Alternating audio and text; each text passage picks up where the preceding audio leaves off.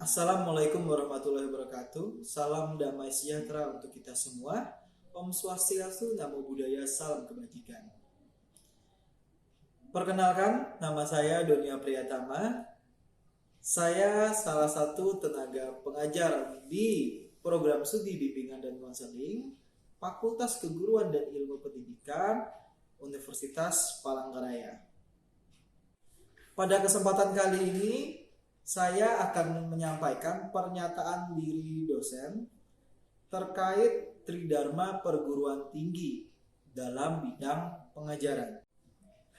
Adapun prinsip-prinsip penyampaian unjuk kerja Tridharma Perguruan Tinggi, khususnya dalam bidang pengajaran, akan melalui prinsip DIA, yaitu Delivery, Interaction, dan Assessment. Salah satu mata kuliah yang saya ampu adalah mata kuliah Keterampilan Dasar Konseling atau disingkat KDK yang berjumlah 2 SKS. Penawaran mata kuliah KDK diberikan kepada mahasiswa pada semester 4. Mata kuliah Keterampilan Dasar Konseling memuat materi-materi dasar, teknik-teknik konseling yang berguna dalam penyelenggaraan pelayanan konseling di sekolah. Adapun capaian pembelajaran pada mata kuliah ini, yang pertama, mahasiswa dapat memahami teknik-teknik konseling. Yang kedua, mahasiswa mampu menganalisis ragam teknik-teknik konseling. Yang ketiga, mahasiswa mampu mendemonstrasikan pelaksanaan teknik-teknik konseling dalam penyelenggaraan bimbingan dan konseling di sekolah. Adapun materi pembelajaran pada mata kuliah Keterampilan Dasar Konseling, yang pertama adalah konsep dan dasar BK, hubungan dan proses konseling, pendekatan-pendekatan konseling, kualitas dan pendidikan konselor, karakteristik klien dan negosiasi dalam konseling, menganalisis perilaku nonverbal, dan konsep teori dan praktik teknik-teknik konseling. Sistem pembelajaran dalam mata kuliah Keterampilan Dasar Konseling menggunakan sistem tatap muka atau luring dengan menggunakan berbagai ragam media dalam komunikasi seperti aplikasi WhatsApp Group, email, YouTube, dan aplikasi Learning Management System Universitas Palangkaraya. Penggunaan media aplikasi yang sudah disebutkan tadi bertujuan untuk meningkatkan kualitas, efektivitas, dan minat mahasiswa dalam mengikuti pembelajaran dalam mata kuliah Keterampilan Dasar Konseling. Adapun metode pembelajaran pada mata kuliah Keterampilan Dasar Konseling, yang pertama menggunakan metode ceramah, yang dimana dosen dapat memberikan informasi-informasi secara mendalam yang akan diterima dan dipahami oleh mahasiswa dengan menggunakan lisan. Selanjutnya, yang kedua, dengan menggunakan metode diskusi, yang dimana dalam metode diskusi mahasiswa diajak untuk aktif dalam memberikan pendapat, ide, gagasan, dan bersikap kritis terhadap suatu isu dalam pembahasan mata kuliah. Yang ketiga, menggunakan penugasan proyek, yang dimana di sini mahasiswa diberikan kesempatan untuk membuat sebuah proyek sebagai hasil dari perkuliahan yang telah dilalui oleh mahasiswa. Interaksi dalam perkuliahan dilakukan melalui tatap muka, penggunaan aplikasi WhatsApp Group, penggunaan Learning Management System, khususnya dalam pengumpulan tugas. Sistem penilaian pada mata kuliah ini menggunakan kualifikasi sebagai berikut. Yang pertama, kemampuan dengan pujian, baik sekali, baik, cukup, kurang sekali, dan semua dinyatakan dengan nilai huruf masing-masing, yakni A, B+, B, C+, C, D, dan terakhir dinyatakan dengan nilai huruf E. Penilaian hasil belajar dilakukan dengan mengakumulasi nilai-nilai pada keaktifan sebesar 10%, tugas 20%, UTS 30%, UAS 40%. Selanjutnya kita akan menyaksikan video pembelajaran yang akan ditampilkan dalam video berikut ini.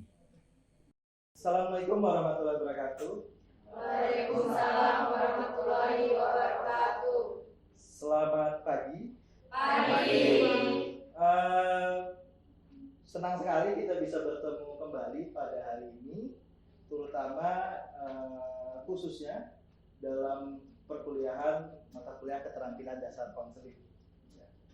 Nah, kita sudah melalui beberapa pertemuan seperti kita akan mempelajari konsep konseling seperti apa, etikanya seperti apa, kualifikasi konselor itu seperti apa, dan pada materi hari ini kita akan mempelajari materi terkait teknik konseling.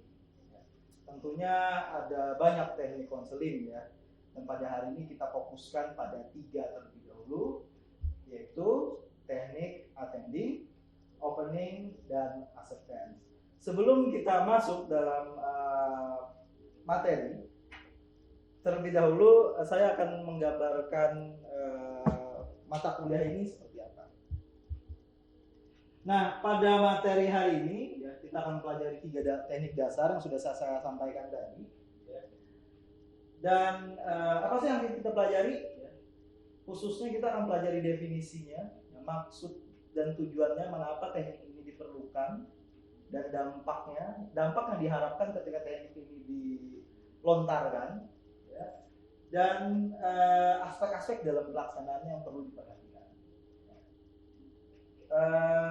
Terlebih lagi, kita juga nanti akan menganalisis isu-isu penting yang mungkin saja terjadi dalam pelaksanaan teknik-teknik ini yang mungkin tidak pernah kita duga sebelumnya, gitu ya. Oke, itu terkait gambaran untuk materi hari ini, ya. Oke, selanjutnya capaian pembelajaran, ya. Tentunya dalam setiap pembelajaran, ya, kita akan menetapkan goal, ya. Sasaran kita maunya sampai mana, ya. Maunya jadi apa, gitu ya.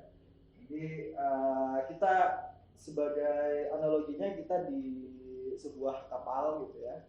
Sebuah kapal itu seorang kapten, ya, seorang pemimpin itu harus bersama ABK-ABK-nya, ya, yang memegang mesin, gitu, yang memegang juru kemudi, ya, itu harus satu visi, ya, mau kemana, gitu ya.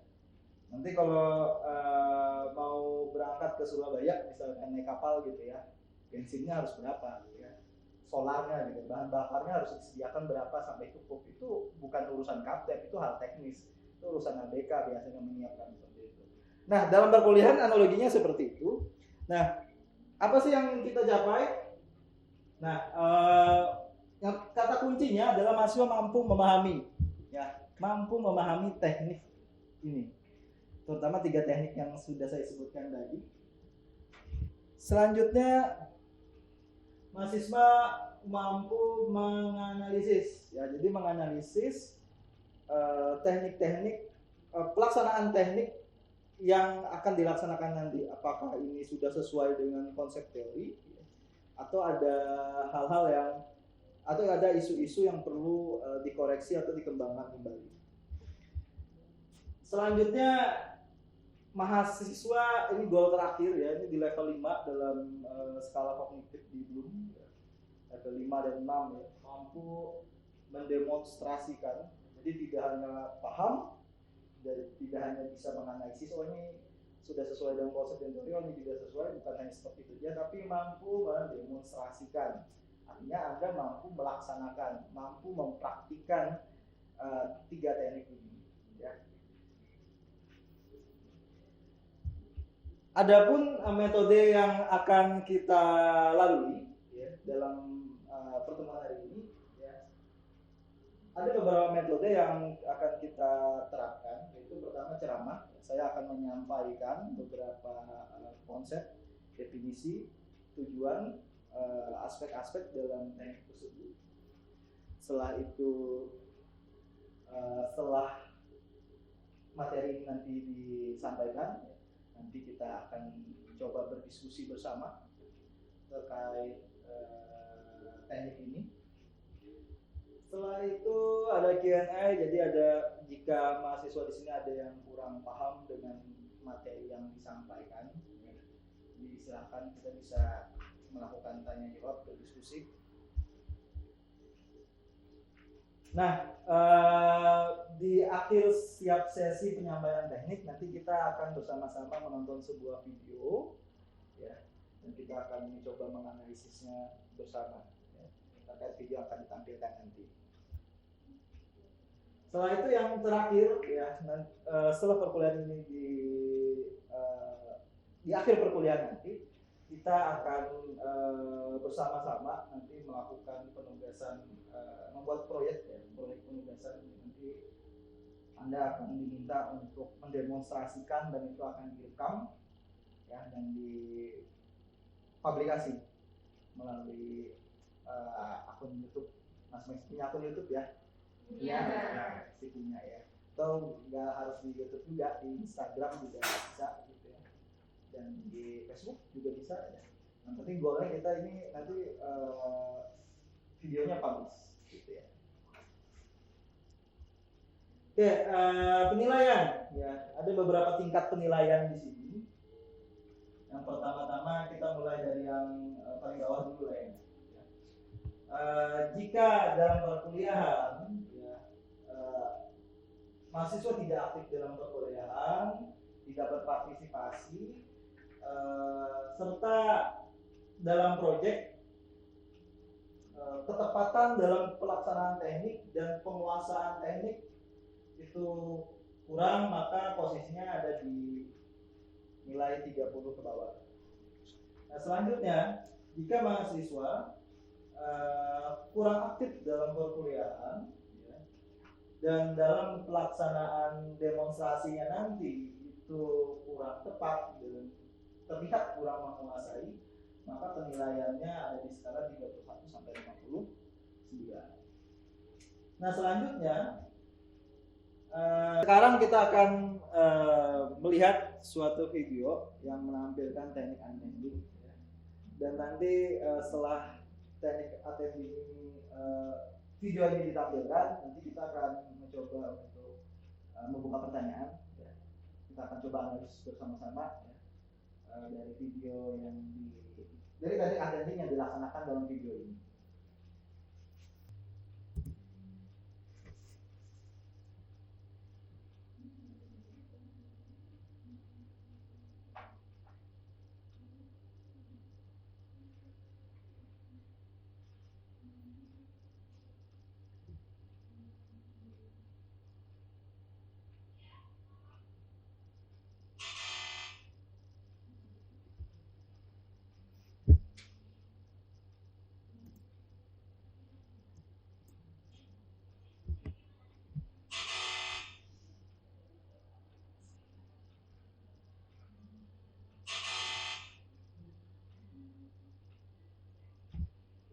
Oke, dari video yang kita tampilkan, nah kira-kira ya apa saja kesalahan konselor dalam penerapan teknik ATMD?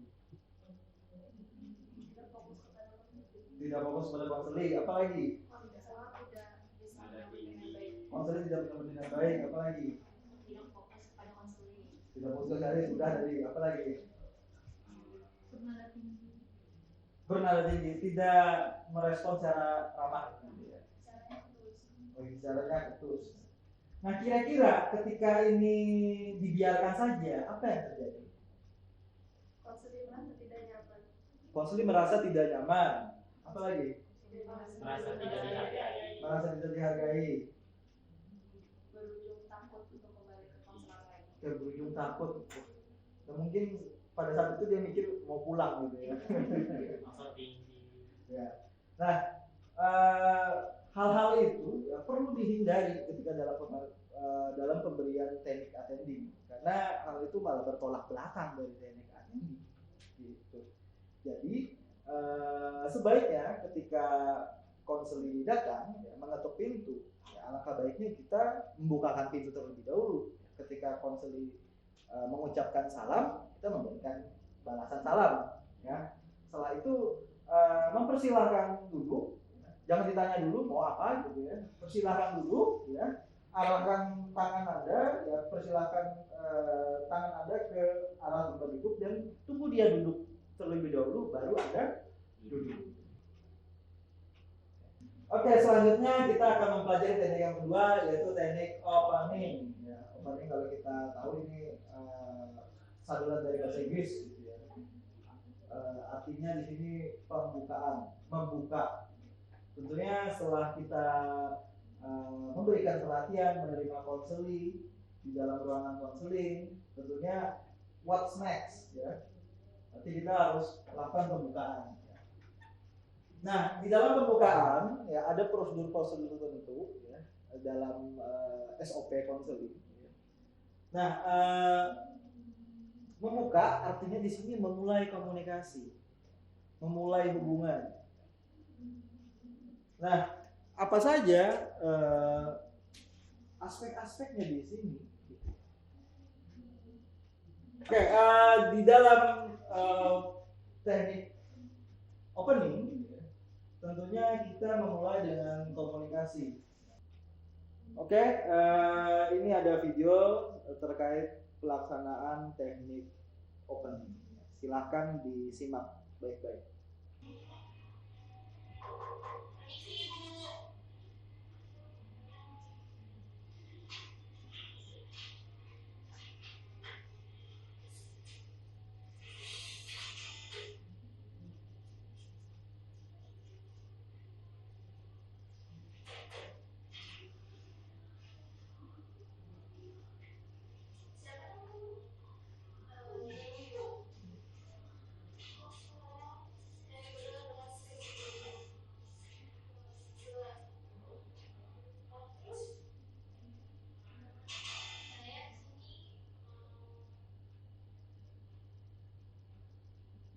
Oke, kita bisa mengawasi video pendek tadi.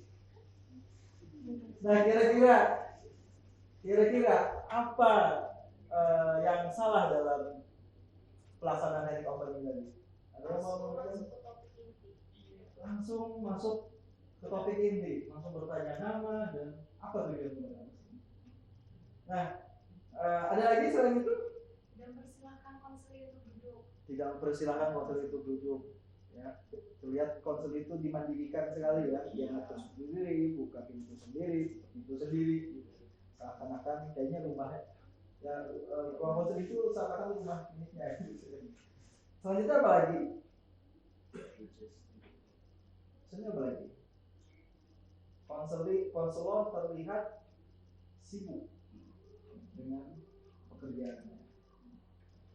Nah, kira-kira jika ini dibiarkan, konselor itu dibiarkan dengan perasaan yang was-was, dia kan datang itu kan udah was-was ya, apakah saya diterima, apakah konselor bisa dipercayai, apakah konselor bisa menyelesaikan permasalahan saya, apakah dengan konselor dapat membantu saya dengan pertanyaan-pertanyaan yang mengamuk di kepala dan direspon seperti itu, apa yang kira-kira akan terjadi? Konseling tidak bercerita dengan nyaman. Konseling tidak bercerita dengan nyaman. Ada lagi kah? Konseling tidak percaya diri. Kasihan kita lihat tadi ya, kayaknya sakit tuh gitu ya. Kayaknya agak sakit itu gitu ya. Digituin lagi gitu ya. Apalagi? Konseling tidak terbuka mungkin. Tidak mau terbuka. Karena pertanyaan-pertanyaan sudah pertanyaan-pertanyaan menginterogasi, persis seperti ruang interogasi seperti ini. Namamu siapa? Apa masalahmu? Kenapa kamu melakukan? Kalau nggak mau bicara digampar. Ya. Suasananya seperti itu. Jadi terkesan seperti berada di ruang interogasi. Oke, baik. Ya, setelah kita mempelajari teknik attending dan teknik opening, kita lanjut ke teknik terakhir pada hari ini, yaitu teknik acceptance. Acceptance dalam bahasa Inggris artinya adalah menerima. Didefinisikan di dalam dalam kamus ilmiah counseling, artinya tidak hanya sesederhana itu, tidak hanya menerima. Tetapi teknik ini adalah sebuah teknik di mana konselor harus menampilkan respon, sikap di mana seakan-akan konselor itu, bukan seakan-akan ya, konselor itu terlihat menunjukkan minat, ya, dan menunjukkan keantusiasan ketika konseling datang ke ruang konseling. Nah, selanjutnya kita akan sama-sama menyaksikan video pelaksanaan dari teknik acceptance.